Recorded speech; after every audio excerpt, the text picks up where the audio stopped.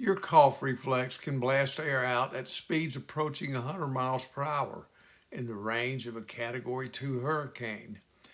Here's how. Your diaphragm and abdominal muscles squeeze your lungs while your vocal cords briefly seal the airway. Pressure builds. Then the cords pop open and the air explodes out. That speed isn't for drama. It's built to dislodge particles from your airways fast. One cough can release thousands of tiny droplets, which is why covering your cough actually matters. Your lungs have a built-in emergency ejection system. And that's today's episode of Clinical Curiosities. If this video made you think, I have posted a free guide at edwriter.com.